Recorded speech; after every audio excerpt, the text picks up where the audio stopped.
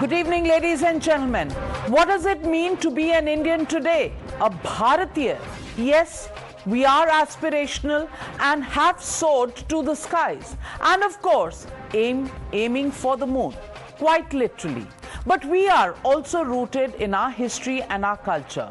We are still powered by our traditions. At the G20 Summit, we have shown what India really means to Indians. While the high-tech Bharat Mandapam wowed the world leaders, the Sarnath wheel was a prominent reminder of our history and heritage. Global leaders bowed and said Namaste, while Prime Minister Modi's mantra of Sabka Saath guided the G20 summit with diplomatic tenacity. The message was clear: this is no era for war. Today, as the G20 summit officially begins, the Prime Minister gave the opening address sitting behind a plaque which read Bharat, a clear and unambiguous assertion that now when India is emerging as a world leader, it's time that we reclaim our roots and shun our colonial baggage. From behind this plaque of Bharat, listen in to the Prime Minister making a strong pitch for Vasudeva Kutumbakam. In fact, something that became the bedrock of this G20 summit in New Delhi, which was one earth, one family, one future. And the Prime Minister also said Sabka Saath, Sabka Vikas, Sabka Vishwas and Sabka Prayas, clearly making it the guiding principle to transform the global trust deficit. In fact, despite all odds, Bharat got even Russia and China to sign the joint statement with full consensus. Not one footnote, full consensus, a declaration that will, going forward, be called the Delhi Declaration, where huge breakthroughs have been made with a cent-per-cent consensus, despite the trust deficit and the wide gaps that continue to remain between countries. Listen in to the Prime Minister. सबका साथ, सबका विकास, सबका विश्वास, सबका प्रयास का मंत्र हम सभी के लिए एक पथ प्रदर्शक बन सकता है। सबका साथ की भावना से ही भारत ने प्रस्ताव रखा था कि अफ्रीकन यूनियन को G20 की स्थायी सदस्यता दी जाए। मेरा विश्वास है कि इस प्रस्ताव पर हम सबकी सहमति है। आज G20 के प्रेसिडेंट के तौर पर भारत पूरी दुनिया का आह्वान करता है कि हम मिलकर सबसे पहले इस ग्लोबल ट्रस्ट डेफिसिट को एक विश्वास, एक भरोसे में बदलें। यह हम सभी के साथ मिलकर चलने का समय है। India and Russia, of course, have been historic and strategic allies. But how did Bharat convince even China to sign the joint statement? And this joint statement, which in para 13 says, we call on all states to uphold the principles of international law, including territorial integrity and sovereignty, international humanitarian law, and the multilateral system that safeguards peace and stability.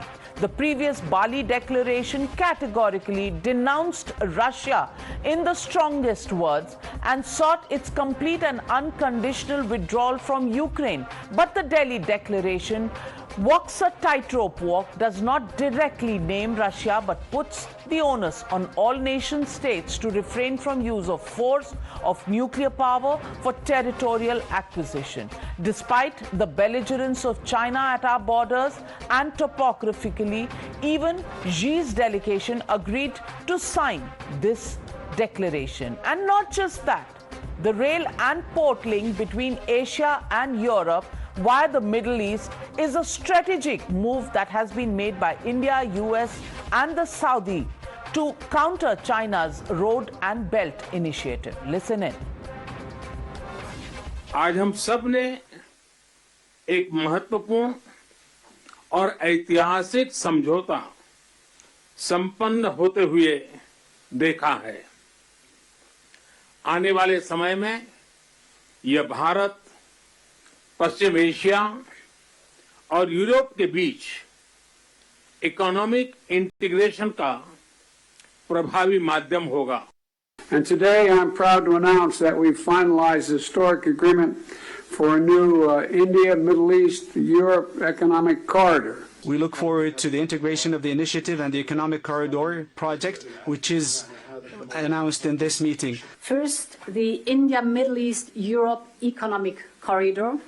This is nothing but historic. And this is also the spirit of the second project we announced today, the Trans-African Corridor. Which is why we can today say that the heritage of Bharat is preparing the world for its future. Listen in.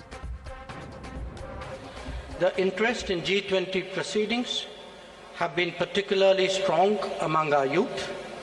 It has been an opportunity to showcase our culture, traditions and heritage as well. The G20 has contributed to making India world ready and the world India ready.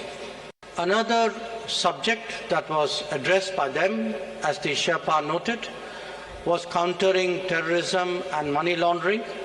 The leaders condemned terrorism in all its forms and manifestations and recognized that it constitutes one of the more serious threats to international peace and security.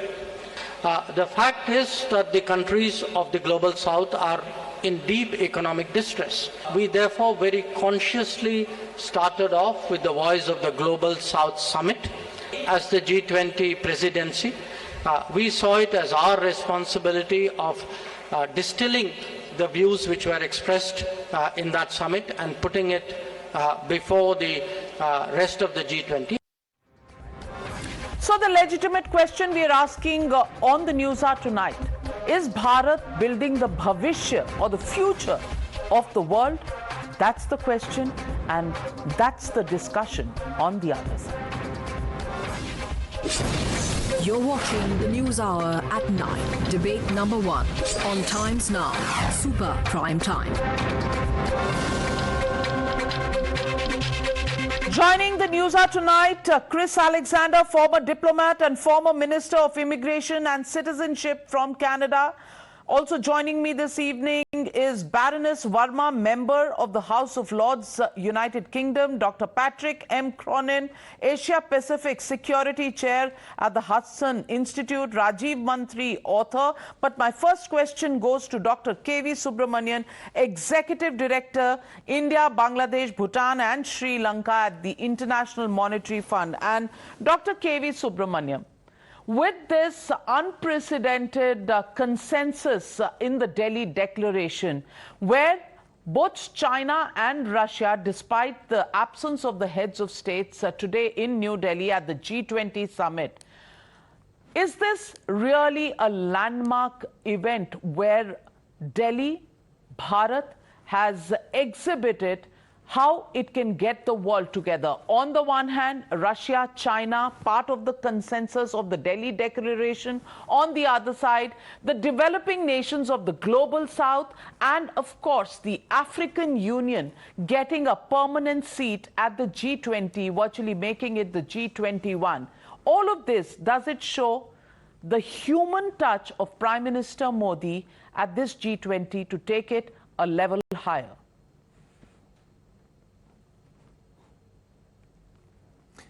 Absolutely, Navika. Very good evening to all the viewers. Navika, if you think about leadership as coming up with solutions to ticklish problems, then this indeed is demonstration of leadership. And this was leadership that was demonstrated by going back to the basics. If you would recall, G20 as a platform was created with economic objectives in mind after the global financial crisis, when the world economy faced a very tough problem.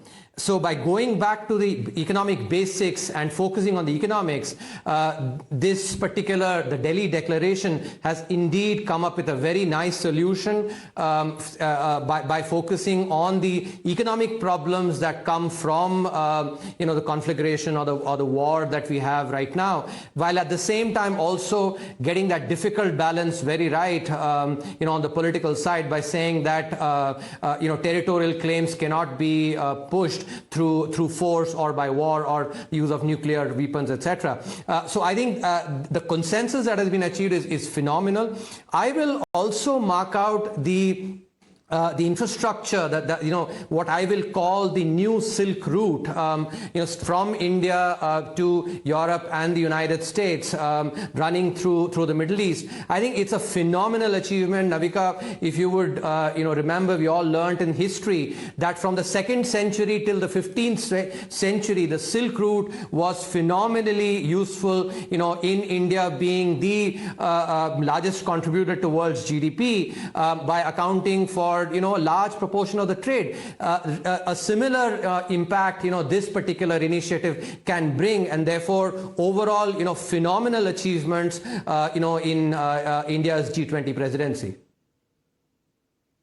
How do you see this G20, the personal relationships that Prime Minister Modi has had with several leaders of several countries, and in the end chalking out Delhi Declaration where there was no consensus till midnight yesterday, and this morning all the countries coming together signing this without a footnote, without any divergence from the consensus statement that finally came out. Do you think it was a Herculean task that was in the end achieved with aplomb? Absolutely. Navika, I think that was to Baroness Verma. That question was to Baroness Verma. Thank you, Navika, and thank you for having me on today's program.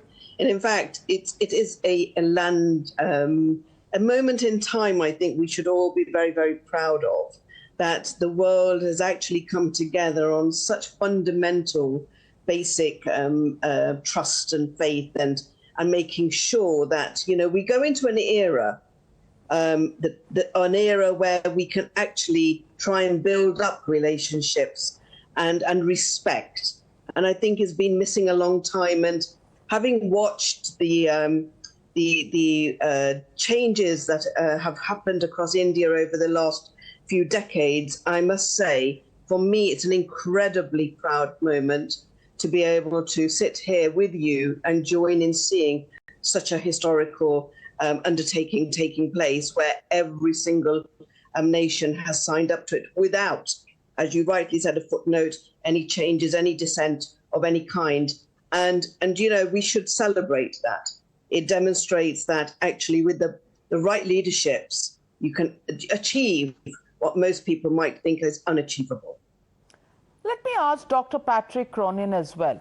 Do you think the trust deficit that has been spoken about in so many of these summits, that gets wiped out because there is one Delhi Declaration that comes out, number one? And number two, what happens to the security concerns and the kind of anti-China axis that is developing? Many people say that the G20 forum has been more successful than even the United Nations. How do you see these developments in the context of today's declaration in New Delhi?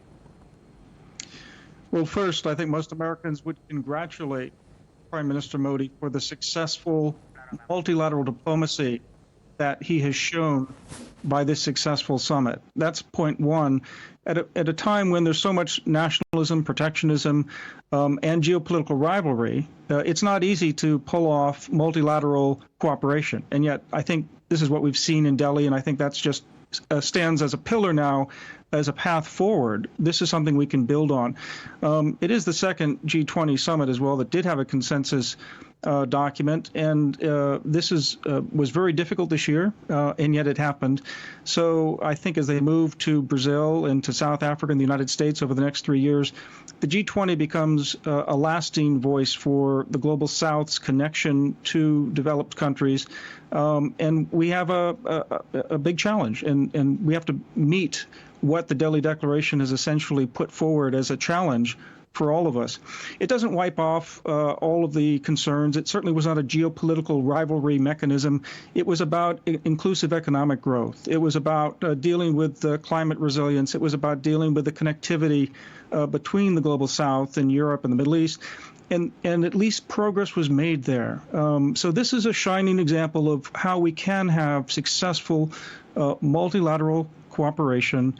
We can have development of the Global South working in hand with Europe, the United States, and other developed countries. And this was all because India's leadership on this issue. And we need India to indeed provide this kind of leadership going forward globally, not just regionally. And I see this as a great sign, and one that I know President Biden and all Americans really should be applauding. Well, let me get in Chris Alexander as well from Canada. And I want to ask you, Chris Alexander, would countries like yours, the United States, be a bit disappointed that Russia hasn't been named? Because that's been something of a break point in the negotiations so far. Or would these countries be content with the fact that India has done the tightrope walk? Its alliance with Russia has helped even Russia to get on board and realize that this is not an era of war. And something that was said in Bali is also part of the Delhi Declaration, without so much as naming Russia, but sending the message equally strongly and clearly. Yes, I think India has made the right points in its own way. And as so often is the case for India on the international stage, particularly under Prime Minister Modi, particularly given the new strength that India has in multilateral fora, India has taken the high road. There are two ways to go after Russia for its genocidal invasion of Ukraine. One is to name them and call them out and sanction them. Many countries are taking that approach. But another and equally important way is to reinforce our commitment to fundamental principles that go back, that have been developed over millennia, but are particularly foundational for the post-1945 institutions to which we all belong, like the principle of territorial integrity and the principle of non-interference, the principle that territory must not and cannot be taken by force in this era. India has recommitted us all to that, and that is true leadership, which expresses in a very powerful way India's concerns both about Chinese aggression, because China is engaged in an undeclared, unceasing border war, covert and sometimes overt, with India, and it's a direct attack on Putin's neo-imperial delusions, the idea that he can rebuild the Soviet Union by force and subjugate a major European country, a member of the United Nations, that clearly is determined to retake its sovereign territory. So I think India's contribution here is powerful, even though that legacy of ties with Russia continues to have its impact, particularly on the defense front. Well, let me ask you, Rajiv Mantri. Many of us do follow the profile of leaders as well. How do you see the profile of Prime Minister Modi in his engagement with world leaders? Has there been, a special personal touch there that has been able to paper over the differences and actually have a meaningful session, a meaningful summit in Delhi and come out with a declaration of this kind, which talks about democratization of the entire process of multilateral negotiations? G20 used to be seen as a club of the rich nations. Today, with the African Union coming in, the voice of the global South coming in, do you think the Prime Minister has set the bar high as far as India, or rather Bharat, becoming the voice of the developing world? No, it's not just about India and the developing world. I would say, how many leaders in the world today can actually pick up the phone, have a conversation with the Russian president, and have a conversation with the American president? I don't think there are too many leaders like that in the world today. And there's no question that Prime Minister Modi has achieved something truly extraordinary. The G20 declaration we've seen today has managed to bring to the fore not just some of the issues on the hard infrastructure side. I think someone alluded to the Middle East, India, Middle East, Europe corridor, and how that is going to bring about an enormous regional integration from South Asia to West Asia and to Europe. But I would also point to the other aspects of the declaration, where the commitments on digital public infrastructure, India taking that to the world. I think the focus on getting things done, the focus on the positive aspects of what brings these large global economies together for hard and soft infrastructure, I think that is tremendously impactful. And Prime Minister's leadership in bringing a consensus on that, trying to sort of make people focus on what we all agree on in the world, has been just tremendous to watch. I think it's a lesson for future G20s, and people will be discussing how India achieved this for many years to come.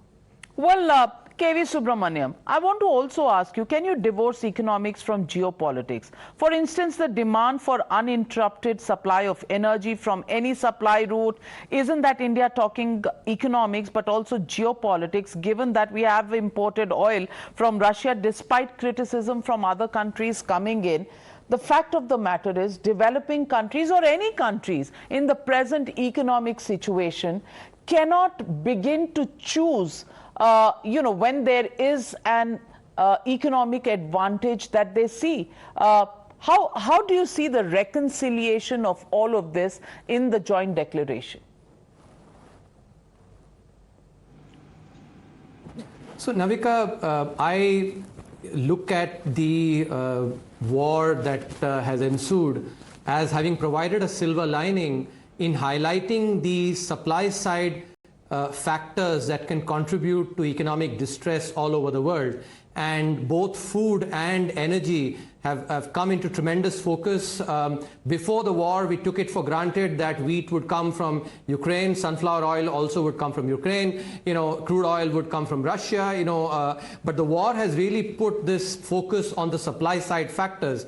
And India having, if you would recall, having focused on the supply side aspects during the COVID, economic package, has understood the importance of supply side factors in economic recovery and economic performance, thereby has taken now this to the global stage and brought the attention on how food and energy shocks to that, supply side shocks, can really create havoc in the global economy. I think that silver lining, India has grabbed that and ran with it to actually come up in this Delhi declaration to ensure that the supply side shocks on food and energy, are minimized to the largest extent possible. Absolutely, geopolitics, as we've seen with the war itself, contributes to economics, and it has been primarily through the supply side. But to come up with this solution, I think, is something that will help enormously, especially emerging economies in reducing the current account deficits, especially countries like India that are oil importers or energy importers, and those that import food as well. For them, inflation will be something that will, be less of a worry, at least because of these supply side factors being focused on and taken care of. So let me also ask Baroness Verma, how do you see the chemistry between the leaders?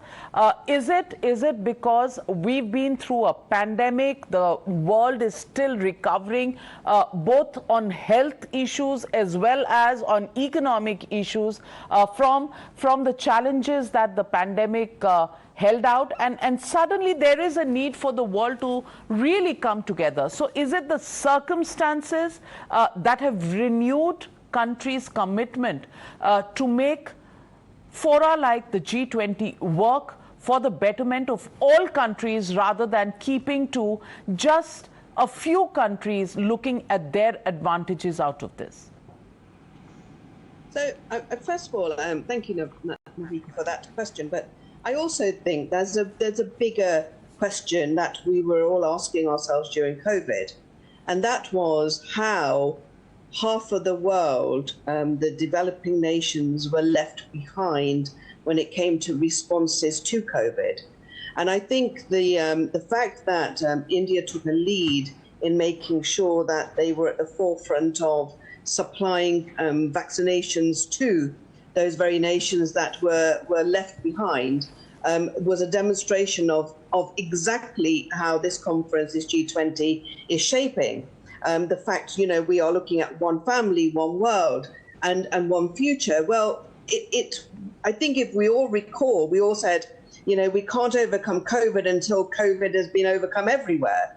And yet we had countries that were getting vaccines months and months later than everyone else. And so I think the fact is this G20 has culminated thought processes that not only are multilateral, bilateral, in individual countries, but actually put a very big focus on what do we mean as a world of nations where we cannot, when we're faced with such chaos, such challenge, where we cannot actually deliver in fairness across the world when the world needed us. And I think that was something that came out very much. The other thing I think that came out very much was the ability of technology to be able to reduce the imbalances on economies.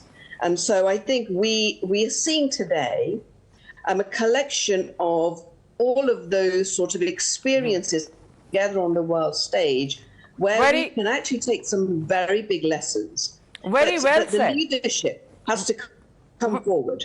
Very well said, because on the one hand, it has been the technological, rolling out of the digital payments in India that have shown the world how digital payments, India accounts for half the digital transactions across the world. On the other side, it has been the culture and tradition that India has displayed with the Prime Minister welcoming all world leaders with centuries-old Konark temples chakra behind him. It's a combination of India's cultural heritage along with its knowledge prowess and technology breakthroughs that India has been able to do that has brought in renewed respect for Bharat as a country and Bharat's capabilities for brokering an agreement as complex as this one and make it a consensus, which was the bottom line that was spelled out by Prime Minister Modi, that he wanted a consensus, no less, and that's what he got in the end and endorsed by world leaders. Thank you very much to my very esteemed panel for joining me on the NewsHour tonight. On the other side, ladies and gentlemen, I caught up with Amitabh Kant, the Sherpa of India, who had so many countries to deal with and brokered the Delhi Declaration. He tells us the stories behind the scenes.